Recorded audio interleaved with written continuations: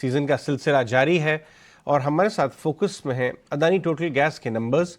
Mister Suresh Mangalani हमारे साथ जुड़ रहे हैं, जो एग्जीक्यूटिव डायरेक्टर एंड सीईओ हैं कंपनी के। सुरेश जी, गुड मॉर्निंग, बहुत बहुत शुक्रिया बात करने के लिए।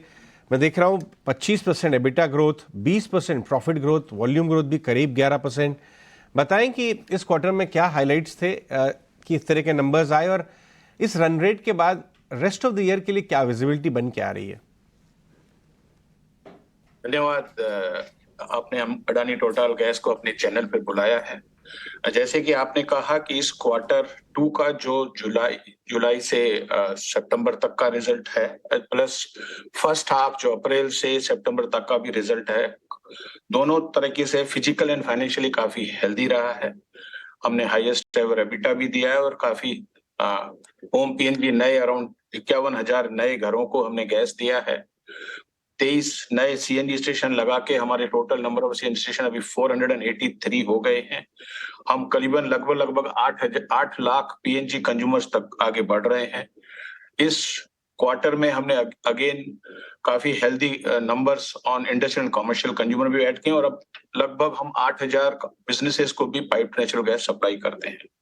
इन रिजल्ट्स के जो आउटकम आया है, उनके जो मेन ड्राइवर्स रहे हैं वो है जो हमारा दोनों ग्रुप प्रमोटर्स हैं, Adani group as well as total energies, उनका हमें ये मैंडेट है कि हम लगातार अपना एक फोकस रखें इंफ्रास्ट्रक्चर की रीच को बढ़ाने में, कि ताकि वो ज्यादा से ज्यादा कंज्यूमर को पहुंचे। और उसी दौर पे हमने काम किया। हमने पाइपलाइन नेटवर्क को बढ़ाया है, कंज्यूमर्स के बेस को बढ़ाया है और पाइपलाइन नेटवर्क को बढ़ा के हमने उस रीच को भी बढ़ा दिया है। दूसरा रहा कि गैस प्राइसिंग, चाहे वो एपीएम गैस जो हमें मिलती है सीएनजी और होम पीएनजी के लिए, और एचटी गैस जो डोमेस्टिक प्रोड्यूस होती है, दोनों में गवर्नमेंट ने एक प्राइसिंग रिफॉर्म किया 1 अप्रैल से, और हमने प्रॉम्प्टली उस प्राइसिंग के रिफॉर्म के बाद दोनों सीएनजी और पीएनजी की प्राइसेस में हमने कमी की, जिससे कि both piped gas and CNG affordable हो गए कस्टमर के लिए। और थर्ड है जो हमारे दोनों प्रमोटर का डीएनए है, कि हमें लगातार अपनी प्रोसेसेस को डिजिटाइज करना है, ऑटोमेट करना है, इनोवेट करना है और ऑपरेशनल एफिशिएंसी को लगातार बढ़ाना है और कॉस्ट के ऊपर आई रखनी है। तो इन सबसे जब रिजल्ट आया वो अच्छा एक वॉल्यूम ग्रोथ हुआ, जैसे आपने बताया। पिछले साल के इसी क्वार्टर और इस क्वार्टर में 20% सीएनजी के वॉल्यूम की ग्रोथ हुई। ओवरऑल पीएनजी सीएनजी मिलके 10% का ग्रोथ आया। तो ये जो नंबर्स आए हैं, इनके पीछे ये ड्राइवर रहे, और हम एज अ मैनेजमेंट हमारा ये फोकस रहेगा कि हम इसको एक रेस्पॉन्सिबिलिटी माने और इंफ्रास्ट्रक्चर को बढ़ाएं, ताकि लार्ज मासेस ऑफ कंज्यूमर इस एनवायरमेंटल फ्रेंडली फ्यूल का फायदा ले सके। राइट। सुरेश जी, ये बताइए कि अभी गैस प्राइस के ऊपर क्या ट्रेंड्स बन के आ रहे हैं, स्पेशली विंटर का जो महीना का जो टाइम शुरू होने वाला है सीजन, किस तरह के ट्रेंड्स आपको नजर आते हैं और इससे डिमांड पर क्या इम्पैक्ट आएगा? देखिए, जब भी विंटर आता है, एक हमेशा मन में आता है कि शायद प्राइसेस काफी बढ़ेंगी। गैस प्राइसिंग का जो उतार चढ़ाव है, ये कई फैक्टर से होता है। जियोपॉलिटिक्स भी है, इंटरनेशनल जो नेशंस हैं, वेदर यूरोप है, जापान है, हर जगह पे किस तरह का स्टोरेज का करंटली स्टेटस है और डिमांड सप्लाई किस तरह का है। तो आई थिंक विंटर में नॉर्मली प्राइसेस अपवर्ड जाती हैं, और इस साल भी विंटर में थोड़ा प्राइसेस का टाइटनिंग हो सकता है। लेकिन एक जो अच्छा डेवलपमेंट हुआ अपने इंडिया के लिए, वो है कि पिछले कुछ क्वार्टर से लगातार डोमेस्टिक गैस के प्रोडक्शन में बढ़ोतरी हो रही है, और इसकी वजह से सभी कंपनियों ने अपना एक पोर्टफोलियो बनाया, और अडानी टोटल गैस ने एक हेल्दी पोर्टफोलियो बनाया है। और हम इवन दो विंटर आ रहा है जहां प्राइसेस टाइटनिंग हो सकती हैं, हमें उम्मीद है कि हम अपने गैस सोर्सिंग की जो स्ट्रेटेजी बना के रखी है, उसके हिसाब से अपने कंज्यूमर्स को अफोर्डेबल और कॉम्पिटिटिव दोनों पीएनजी एंड सीएनजी को प्रोवाइड करते रहेंगे, ताकि ज्यादा से ज्यादा कंज्यूमर इसका फायदा उठा सके।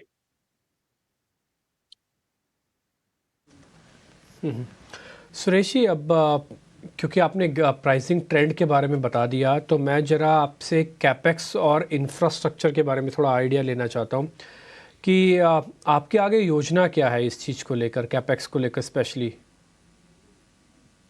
देखिए, अभी हमारे पास में 33 ज्योग्राफिकल एरिया हैं, उसमें से 14 ज्योग्राफिकल एरिया 11th राउंड में आए। तो अगर मैं इसको ट्रांसलेट करूं तो हमारे पास में 95 डिस्ट्रिक्ट्स हैं। अभी हमारे 483 सीएनजी स्टेशन है। हमें पहला टारगेट है हमारा कि इसको बहुत जल्दी 1000 से 1100 नंबर पे लेके जाएं। अभी हमारा करीबन 7.6 लाख पीएनजी कंज्यूमर्स हैं। हमारा इमीडिएट टारगेट है कि इसको 2 to 3 मिलियन तक लेके जाए। इसी तरह से स्टील पाइपलाइन को, एमडीपी पाइपलाइन को, जो लास्ट माइल कनेक्टिविटी की रीच को हम बहुत ज्यादा मल्टीफोल्ड वे में बढ़ाएं। तो इन सब के लिए हमारा जो कैपिटल प्लान है वो 15 से 20 हजार करोड़ का नेक्स्ट 8 to 10 ईयर्स में है। हर साल हम लोग 1500 से 2000 करोड़ का कैपिटल आउटले का प्लान करके रखे हैं और वो हम लगातार कर रहे हैं। एक और चीज़ आपसे जानना चाहेंगे, आपसे जब लास्ट टाइम जब बातचीत हुई थी तो आपने बोला था कि 3000 ईवी स्टेशन लगाने का प्लान है। इसको लेकर सर बात कितनी आगे बढ़ी है और किस दिशा में आप बढ़ रहे हैं, जरा बताएंगे इस पर। नहीं, बहुत अच्छा क्वेश्चन है और बहुत अच्छी तरह से हमारी ई मोबिलिटी कंपनी की टीम बढ़ रही है। अभी जब मैं आपसे बात कर रहा हूँ, अभी रिसेंटली हमने इस कंपनी को इनकॉर्पोरेट किया था, जो हमारी एसपीवी है। बहुत ही कुछ महीनों के अंदर ही इन्होंने हमारी टीम ने 221 चार्जिंग पॉइंट लगाए हैं 9 स्टेट्स में 64 लोकेशन पे। और जब मैं आपसे बात कर रहा हूं तो अराउंड 600 चार्जिंग स्टेशन इस वक्त डिफरेंट स्टेजेस के प्रोग्रेस में है। बहुत सारे स्टेशंस डिस्कॉम की कनेक्टिविटी का वेट कर रहे हैं। तो हमारा जो टारगेट 3000 का है वो बहुत जल्दी हम नियर फ्यूचर में अचीव करेंगे। हमारा जो पाइपलाइन है जहां पे हम नई लोकेशन को एक्वायर कर रहे हैं वो काफी हेल्दी बनता जा रहा है। और हमारा प्लान ये है कि हम जितना ज्यादा हो सके B2B पार्टनर्स को एक्वायर करेंगे। बहुत अच्छे पार्टनर्स हमारे साथ जुड़े भी हैं और B2B फॉर्मेट को बढ़ाएंगे। P2C जो पब्लिक को चार्जिंग स्टेशन देगा जगह जगह पे इंडिया में, उस फॉर्मेट को भी हम काफी ज्यादा बढ़ा रहे हैं। और एक हमारा और भी इंटेंट है कि हम इंडिया में कई जगहों पे ई मोबिलिटी हब को बनाएं, जिसमें एक ही जगह पे जैसे पब्लिक ट्रांसपोर्ट टैक्सीज वगैरह हैं वो 50, 100, 200 की नंबर्स में चार्ज एट अ टाइम हो सके। तो तीनों फॉर्मेट में ई मोबिलिटी चार्ज बढ़ रही है और 3000 नंबर्स को हम बहुत जल्दी अचीव कर लेंगे। ठीक है सुरेश जी, बहुत बहुत शुक्रिया, thank you very much. I hope जो आप बात कह रहे हैं ये बिल्कुल होता हुआ भी दिखेगा। इससे पहले भी आपने कई माइलस्टोन्स को अचीव किया है और जब अगली बार आपसे मुलाकात होगी तो हम कुछ नए लेवल्स और नए माइलस्टोन्स पे हम ज़रूर चर्चा करेंगे। बहुत बहुत शुक्रिया sir, thank you very much. आज आपने टाइम निकाला, बातचीत हुई, इसके लिए बहुत शुक्रिया, थैंक यू वेरी मच। धन्यवाद धन्यवाद धन्यवाद।